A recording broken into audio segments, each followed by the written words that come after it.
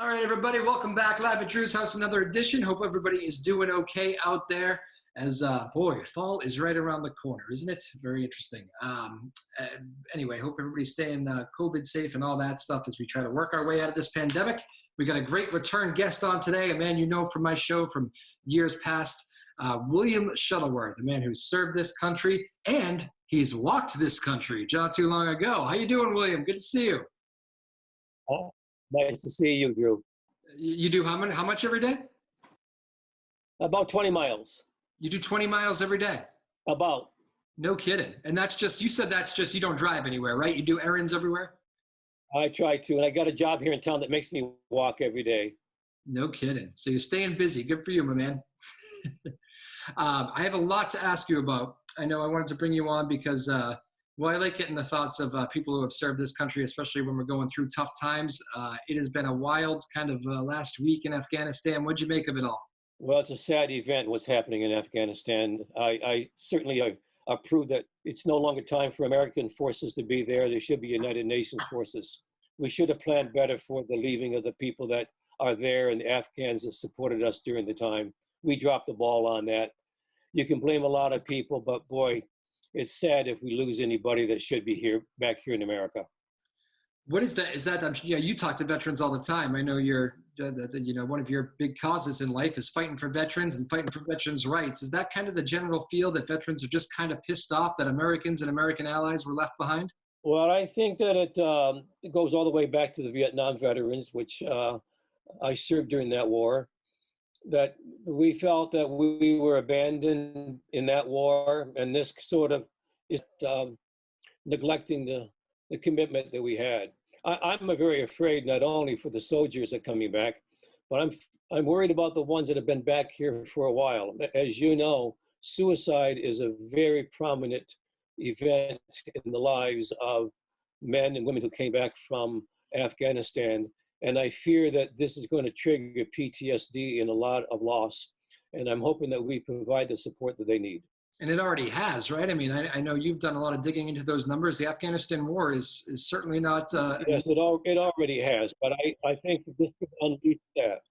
I think that as we see how bad things are over there, men and women that served bravely and gave their lives basically now for nothing may feel like the country abandoned them, and it's going to cause severe anger and depression, oftentimes antecedents to hurting yourself.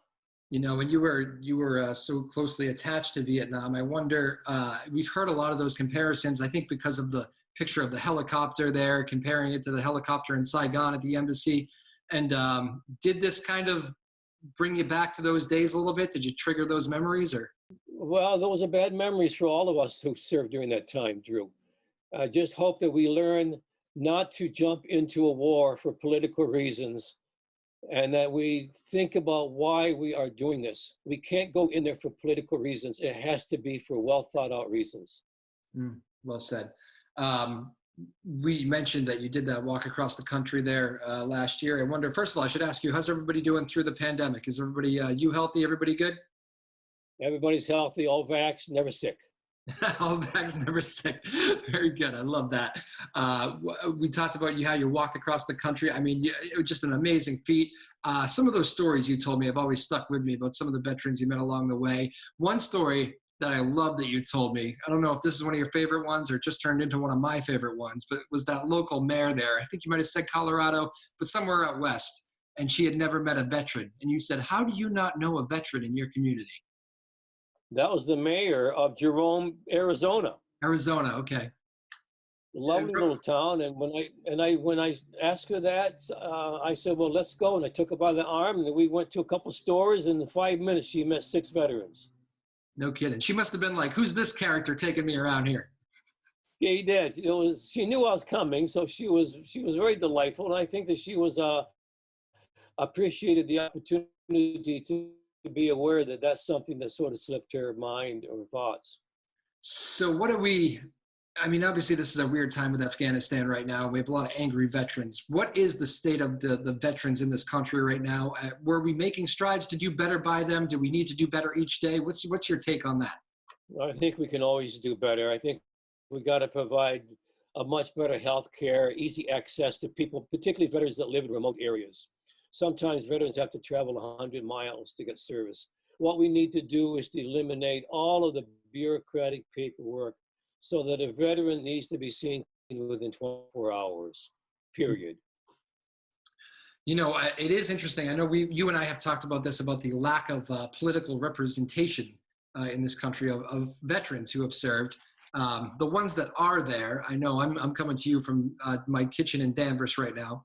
I know Seth Moulton is from Salem here, congressman. He's been very vocal about Afghanistan. I would think with moments like this in history, when we are going through tough times militarily and politically, I'm sure you take it extra to heart when you hear a veteran or somebody who served in Afghanistan speak. I mean, that has to hit harder when somebody has actually served there and is telling you, we've made a mistake here, right? I have a lot of respect for Seth Moulton. He's been very verbal lately. I wish he had used that strong, powerful voice of his 6 months ago, a year ago, 2 years ago, not at the peak of the trauma.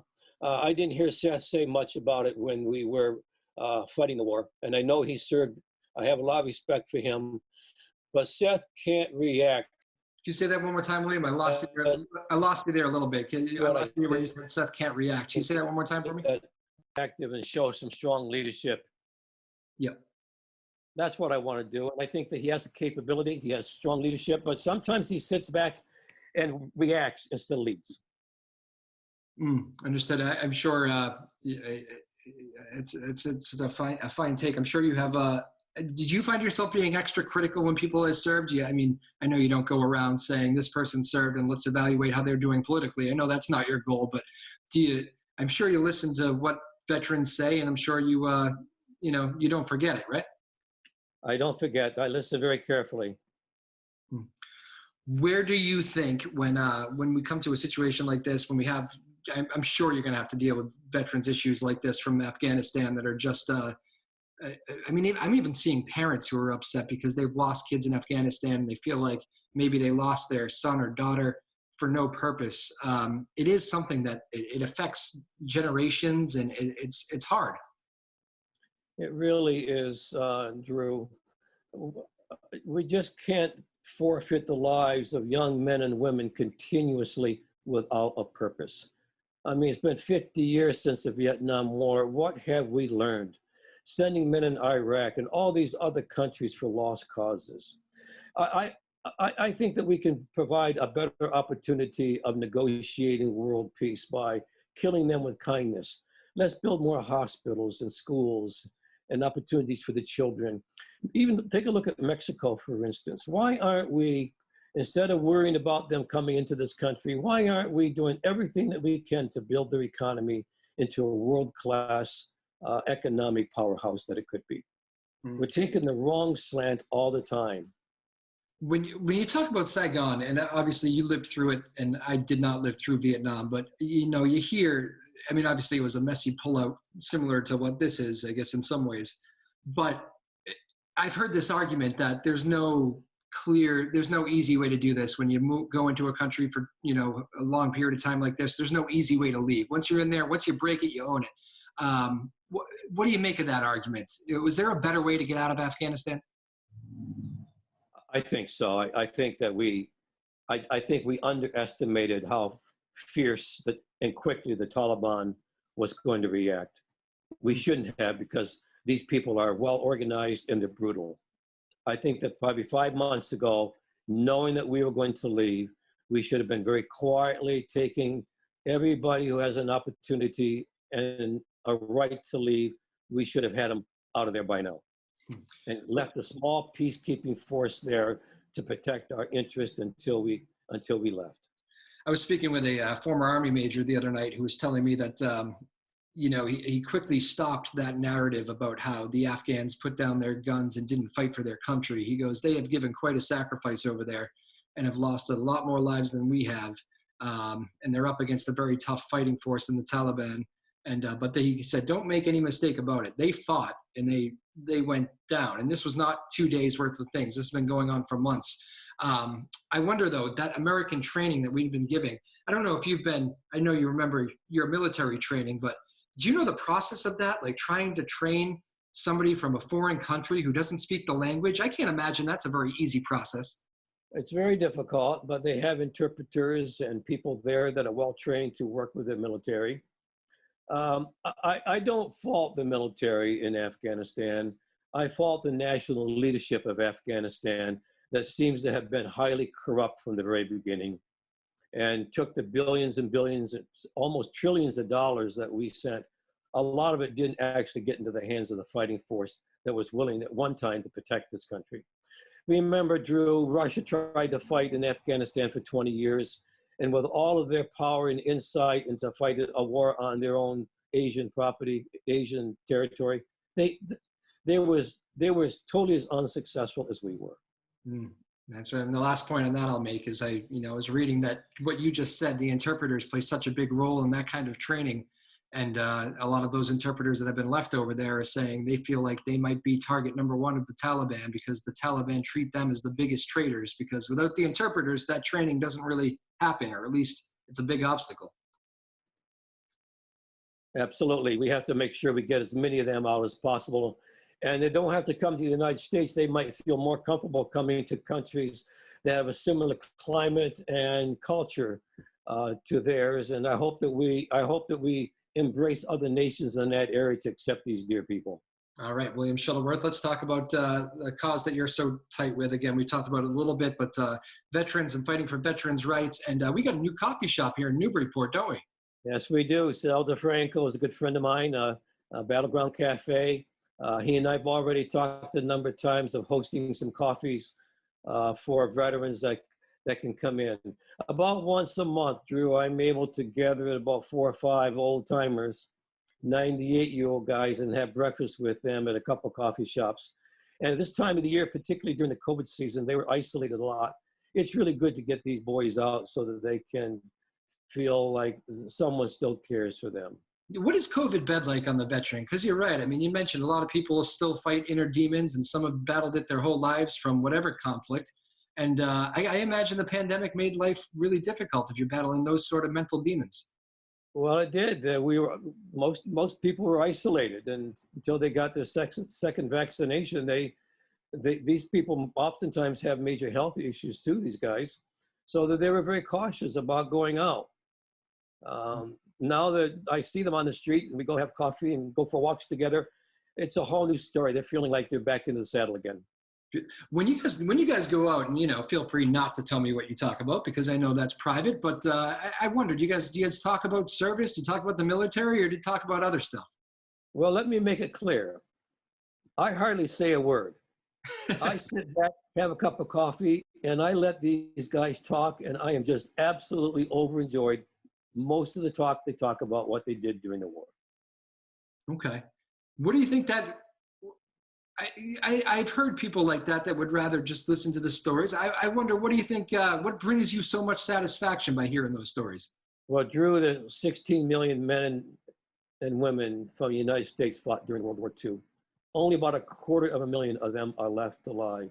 And when I can get 3 or 4 of them in one dining hall and having coffee, it is a privilege that I won't have 10 years from now.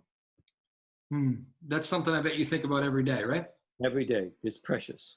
And they got good sense of humor. You know, one of these guys is 98 years old. He doesn't even wear glasses. Wow. No kidding. Can see. Yeah. Clear as day, huh? Yeah. Bright as a bright.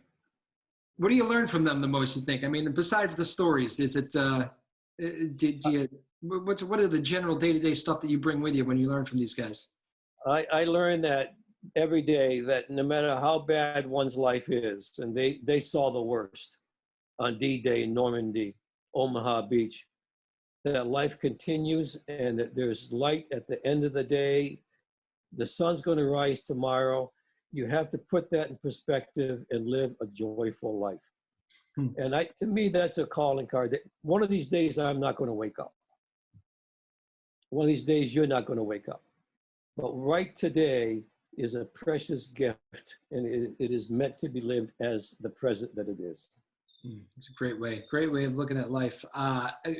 When you look back on your walk across the country, which remind everybody about those numbers again, you did it in shorter than you expected, I think. How quickly did you do it? I walked 3,300 miles in 110 days. I took 5 days off to rest. I averaged 31 miles a day. Twice I walked 52 miles. Wow. I never got a blister. Unbelievable. Remind people what your doctor told you beforehand. I can hear you. I think we're losing our thing here, so. Okay. Well, I think I'll be glad when your studio opens up again. Did you hear me ask? Did you hear me ask what your doctor said to you before you started going?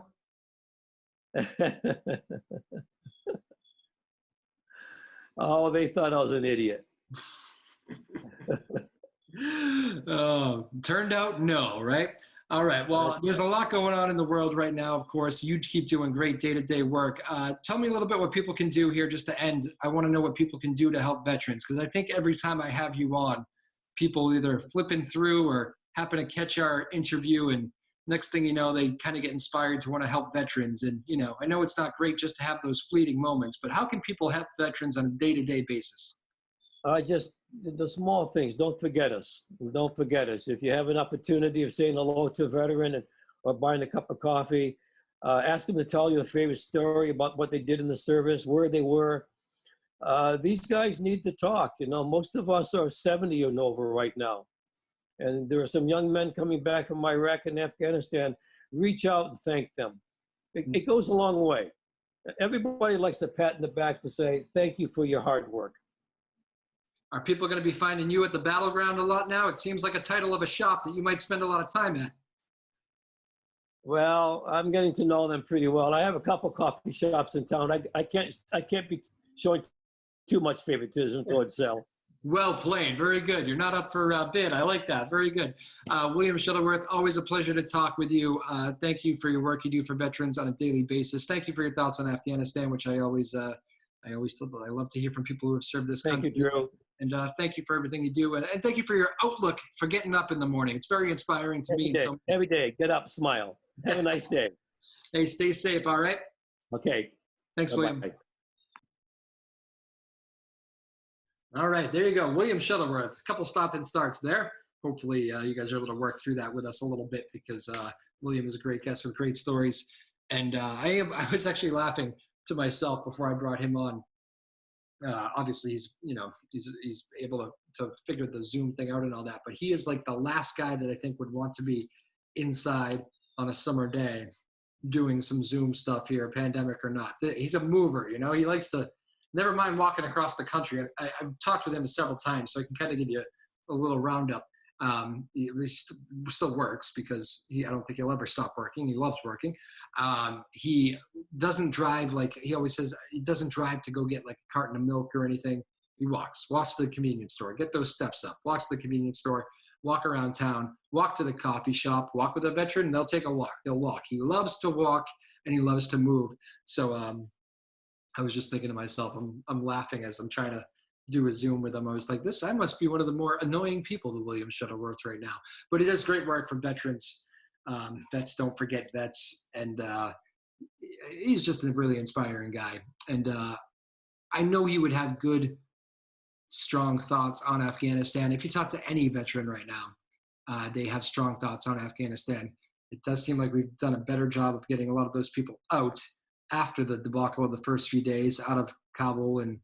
But as you probably heard Mike Lyons here, Major Mike Lyons, earlier in the week, last week on this show, he was saying that, so many of these people, we don't really know exactly how many Americans are in Afghanistan. We don't really know how many people we're looking for. And he said a lot of those people aren't even in Kabul. They might not even try to get to the airport. They might try to go to other parts of the country and just look for safe valleys that are not Taliban controlled. So Afghanistan is a wild story right now. I don't know about you. It struck me very hard for some reason, in that I've been unable to get away from the news. My wife told me this is why we should shut the news off, because I couldn't stop watching it. And I don't know, there was just something about the way we exited and the way that we kind of left that place that we moved into and made ours for so long. Not ours, but the U.S. had quite a presence there for a long time. And then we just kind of ditched and run, that I think rubbed a lot of people the wrong way. I don't know, kind of just where my thoughts have been on Afghanistan here over the last week and a half or so. So probably could have done better in that regard, but always good to hear William Shuttleworth's thoughts. Obviously, you can tell this stuff still hits close to home. Served during Vietnam, and if you heard any of our past interviews, he did a lot of work with people coming back from Vietnam with PTSD and serious mental issues, and really dealt with some tough situations. So, Air Force veteran William Shuttleworth, thank you for your time. Thank you for, I mean, that's what he does. He spends time with veterans, coffee shops, hears stories.